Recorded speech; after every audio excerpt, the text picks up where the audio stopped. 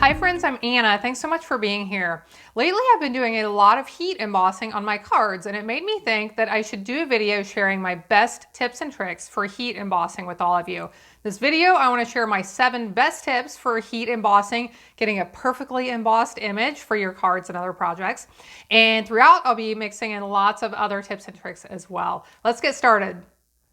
Heat embossing can add such beautiful additions to your cards when you get these raised foil or raised glossy accents on your projects. This is a Christmas card I was working on here the last few days, and I just love the look of embossing. I know many of you do too.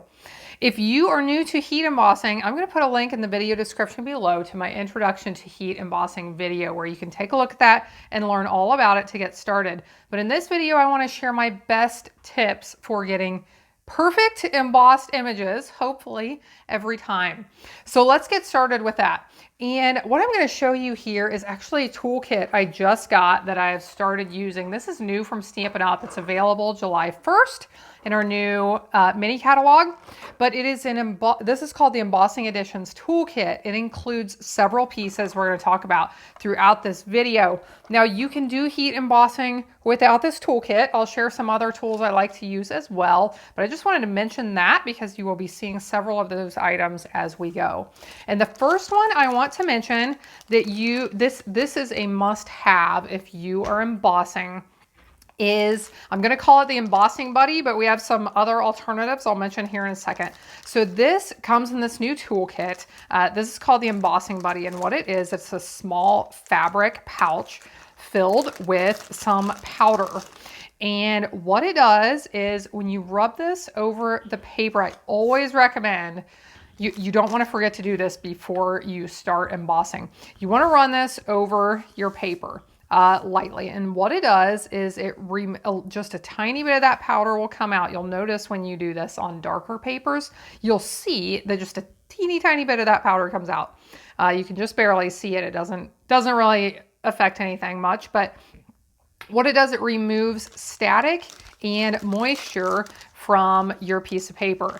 And that's important because what we're going to do is sprinkle our embossing powder over the top, and we don't want that powder to stick anywhere besides where our stamped image is. So this is what really helps with that. Now, this comes in this little Ziploc bag, and I really recommend, don't throw that bag out. If you get one of these, or if you have one of these, store it in a Ziploc bag. I've had some of these for years and they lost their effectiveness because I think because they absorbed too much moisture. So definitely store this in a Ziploc bag.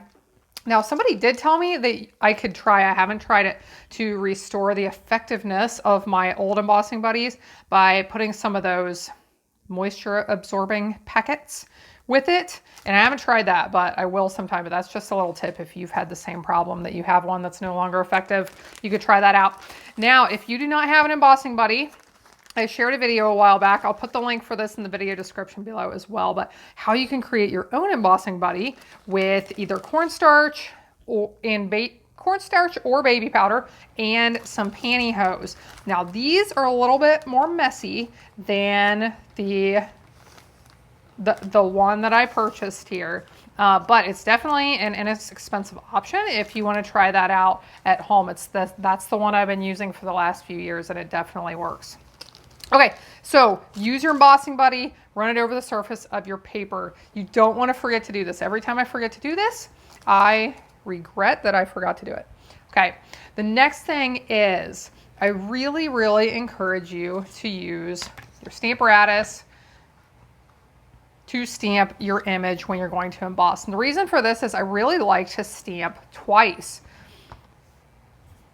That makes sure I have a really good coating of my Versamark ink in all the areas. If you miss any of it, you're not going to have powder stuck that area, and it's not going to turn out the way you want it to. So use the Stamparatus. This is going to give you the opportunity to stamp twice, or with certain images, like with this one, because it's so solid. I actually stamped this 3 or 4 times, I think, to try to make sure that was really well covered before I sprinkled my powder over the top. Next, make sure your Versamark pad is well inked. So if you don't have a refill on hand, I definitely encourage you to get one. When this gets a little bit dry, it's really, really hard to get a good image because you don't have enough ink to cling to that powder. I will link to all these products below if you want to take a look at any of them. Next, we'll talk about sprinkling the embossing powder over the top, but before we do that, we better stamp our image here. So I want to stamp lightly, stamp once, like to give it an extra press over here on the right side. Now I'm not using my magnet to hold this in place, but I am making sure it's pressed all the way up there into the right hand corner. This is what I do a lot of times when I'm stamping. Don't necessarily use my magnet, but I make sure it's up there in the corner. Now, just for fun, I can take a look at this and turn it kind of in the light and make sure it looks like it's well inked, and it does. Now, just for demonstration purposes, I'm going to put an extra little blob of ink here that I don't want, and I can't really see it, but hopefully that's going to work when we get to the next step. Okay, so I've stamped this a couple of times. You don't have to stamp a couple of times, but it just may help to ensure good results here. So the next step is to sprinkle your embossing powder over the top. Now this tray was designed for sprinkling the powder over top, and it's really handy. It has this cap down at the bottom that I can unscrew so that when I am done, I can unscrew that and pour my excess powder back into my container. So here you can see I got my powder where I stamped that, and a little bit extra where I had I created my own mistake on purpose. After I've sprinkled my powder over the surface, I always turn it over and give it a good flick. Sometimes a couple of flicks. Now, you probably were not able to see. I should have showed you up close first, but there were quite a few, let's try that again, quite a few extra little bits of powder. Are you able to see that? There's quite a few up in here. But once I turn it over, give it a couple of good flicks, then those have disappeared. So the only thing left here is where I made that mistake with my ink pad, and we will fix that in the next step. But what we can do with this, we can unscrew this, which actually I'm thinking I will probably just leave this cap off all the time. As long as when I pour my powder in, this is flat, I don't really see a need to keep that cap on all the time. Now I can tip this sideways, give it a few taps, and get my excess powder back into my little can here. Seal it back up, save it for next time. These last forever and ever if you keep them sealed up and you keep them clean. Now, if you don't have this tray, I'll tell you what I've been using, and I love them, is coffee filters. The reason I love to use coffee filters to put my paper in, sprinkle that over, is that this little powder, if any of it gets on my work surface, it really drives me crazy. It's just really gritty, and I try to keep things tidy. It's a difficult job in the craft room, as you know. But what I love about these is when you sprinkle it over, it catches all your excess powder. You can bend it like this, pour the excess back into the little cup. But all of the extra ones just stay clung to this and they don't end up all over my work surface. So that's another tip as well. Now, we have this problem right here, and this is my next tip. I think we're at number 5. And the next one is to use a paintbrush to remove any flaws. Bring in one of these since I need to get rid of some of this extra powder. Now, this brush came with this embossing tools kit, and I really love this. Okay, I'll show you the one I've been using, which is this little teeny thing, and it works. But I love this one. It has basically a pointed edge so you can get into some of your finer spots. But when I have spots like this, that happens sometimes, makes it really easy just to brush all of that away in one pass. Now I have some extra powder again from doing that, and I'm gonna flick it a couple of times, and it looks like I got most of that. There's just a couple of teeny ones in there that I am not going to worry about.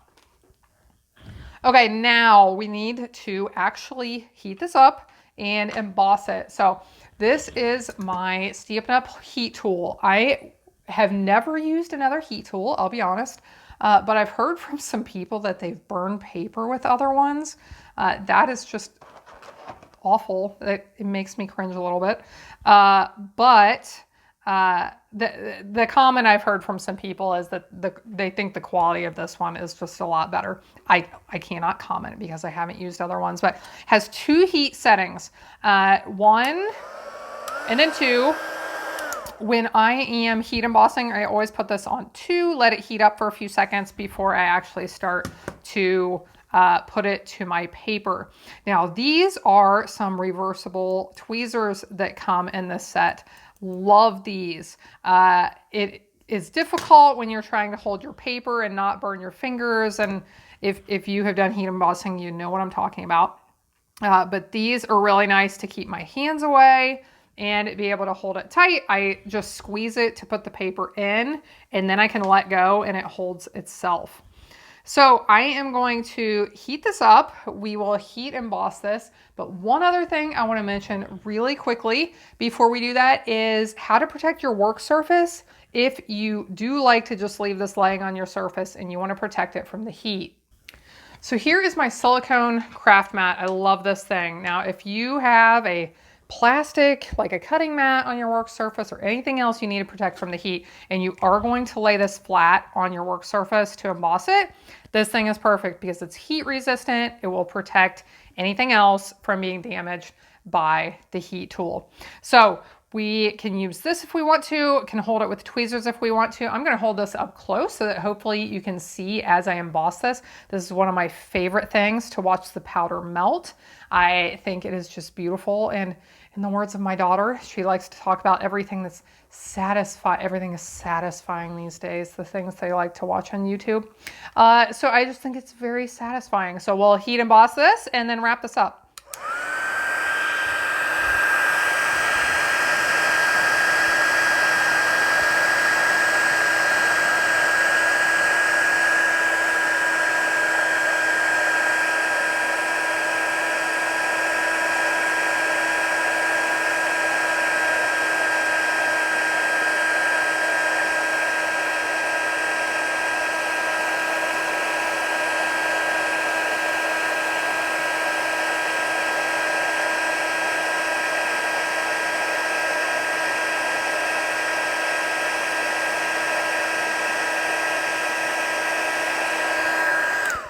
You do want to be careful as you're embossing not to touch the tip of your heat tool to this. If you do, because we're melting that powder, it can smear it. And then there's not really a great way to fix that. But here we have our beautifully embossed image. So I hope this really gives you some tips to help you improve your heat embossing and lower your frustration when you're trying to do some of these things in your craft room. If you're new here, I would love for you to subscribe to my channel. Take a look at any of these products I mentioned today in the video description below. I hope you have a blessed day, and I hope you'll be back again next time when I'll be here helping you to hand make with love.